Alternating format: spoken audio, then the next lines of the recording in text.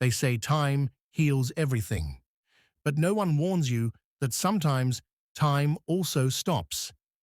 It was on a rainy afternoon that I returned to the city where I was born. The clock tower still showed 3 o'clock sharp, the exact time my father died. Since that day, no one had ever seen it work again. They said the mechanism had rusted, but I knew it was something else. Coming back after 15 years felt like reopening an old wound. The streets were the same, the smell of bread from the bakery, the distant chime of the church bell, all unchanged. But the air felt heavier, as if time itself had stopped along with the clock. My father's house stood on the corner of the main street. The windows were locked from the inside, the garden overgrown with weeds. I pushed the gate hard. The metallic sound echoed like a scream trapped in time. I went in. The wall clock was still there, the same as always, frozen at 3, the second hand motionless, as if waiting for something. I remembered how, when I was a child, he used to say that time only moves forward when we learn to forgive. Back then, I laughed. Today, those words hurt, because I never forgave him for leaving me alone. The house smelled of rust and memory, furniture covered, photos still in their frames, a teacup turned upside down on the table, as if someone had just stood up.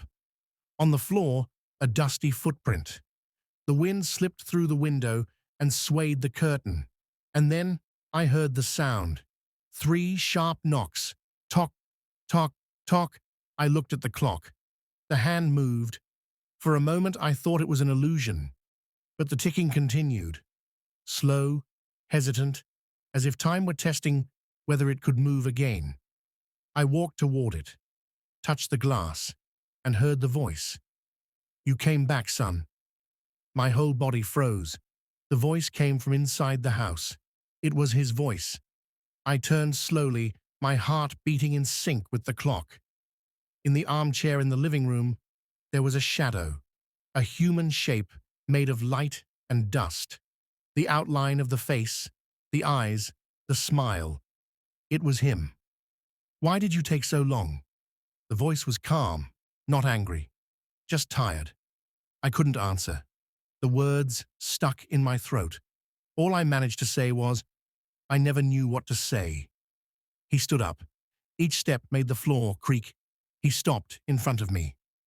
"Time stopped because you did too, son. While you hated me, the clock kept waiting." I looked down, feeling the weight of everything I'd never said. Tears came without warning. And he, serene, said softly, "Forgiveness is what makes time move." The clock struck again. This time the hands spun quickly, as if time were reclaiming the lost years. The pictures on the walls trembled, the light shifted, the dust faded away. His voice grew more distant. "Now you can go, my son. Time has started moving again." The sounds stopped. The house went silent. The clock showed 3:01. For the first time in 15 years, it had moved. I left the house without looking back. Outside, the church bell rang. 3 long, deep tolls. The rain had stopped. The sky was beginning to clear. As I passed through the square, I looked up at the tower. The city clock also showed 3:01. I smiled. Time, at last, had begun to move again. And as I walked back down the road, I understood. Sometimes, time doesn't wait for forgiveness. It asks for it. Some clocks only start ticking again when the heart does too.